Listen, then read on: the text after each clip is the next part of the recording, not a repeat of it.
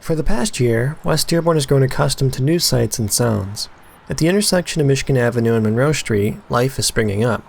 With offices, stores, and a parking garage intended to bring hundreds of Ford workers to the center of West Dearborn, the Wagner Place development is expected to be a transformative project for the city. But while this optimistic future is still being written, the history of Michigan and Monroe remains a rich story to be told today. This video will take a look at some of the most notable businesses and buildings that have existed here in the past century and a half.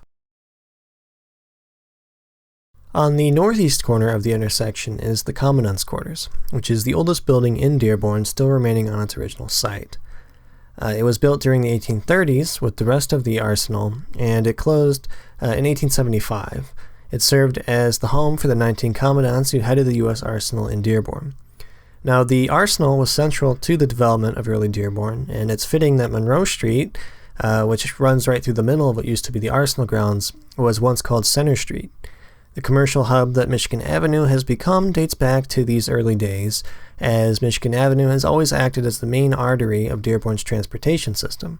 Now, after the arsenal closed, its structures were either auctioned off and repurposed or demolished over time, and until 1950, the Commandant's Quarters building was used for many public purposes, serving, among other things, as a school facility, library, meeting hall, police station, and town hall. And for about 60 years, a fire station operated from an attached building which was demolished in 1976. Now, the Commandant's Quarters building was dedicated as a city museum during the Cavalcade of Dearborn in 1950, and it remains one of 3 historic structures that comprise the Dearborn Historical Museum. Moving on, the southeast corner is the only one at this intersection that was leveled for the Wagner project. So many businesses operated here over the years, including laundries, barbers, restaurants, and stores for shoes, meats, and party supplies, but a few are particularly notable. By viewing this map from 1860, we can identify that a hotel operated here while the arsenal was still open. The earliest building we know of, however, is Papke's Saloon, which burned in 1900, but we're not exactly sure when it opened, though it's possible that it was the same building as the hotel. More recent are a couple of businesses that some of our viewers might remember. One is Standard Auto Supply, which opened in the late 1930s and operated for about 40 years before being replaced by Wide World Car Parts. The second is Kiernan's, an eatery which over time consolidated several different buildings into one. Originally Kiernan's Lounge in 1967, it later became Kiernan's Steakhouse in the 1980s. Open for about 50 years, it closed in 2014. Now, the whole building was torn down in early 2017, and today, as you can see, the structures that will replace it are quite far into development. On the southwest corner is the centerpiece of the new Ford project, and one of the more iconic sites in Dearborn, the Wagner Hotel. For this corner, returning to the 1860 map, we can see that a hotel also operated here, and it's possible that this is the same building as the Dearborn Hotel, which is the oldest we know of.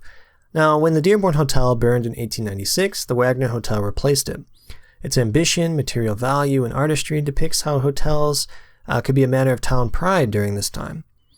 So, city directories suggest that the hotel business itself closed sometime during the early 1930s, but the structure has since been used for a great variety of businesses, including stores selling televisions, craft supplies, and even candy. The portion that faces Monroe Street housed Cunningham's drugstore for about 30 years during the middle of the 20th century.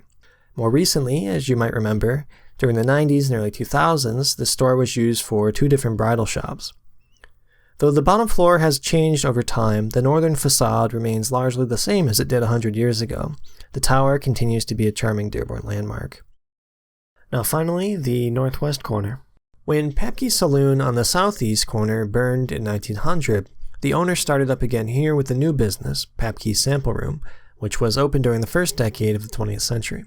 About a decade later, in 1923, the classically inspired American State Bank was built on the property, and it remained there for another decade.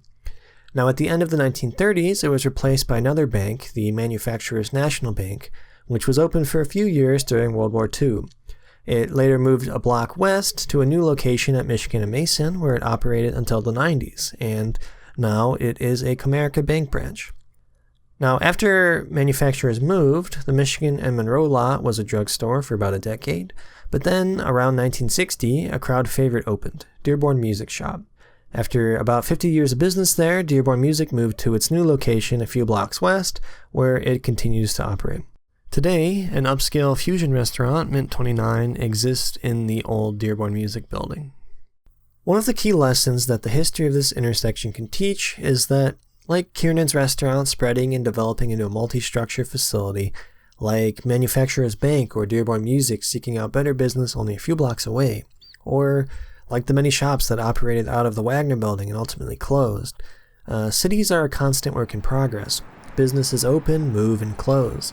Buildings are made and later torn down. Urban life is a constant process of evolution. With public hopes for a downtown revival, the Wagner Place project has high expectations to fulfill. But whatever happens, looking back to the long past of Michigan and Monroe, the center of old Dearbornville, it will certainly be an exciting time and an important chapter in the story of this city.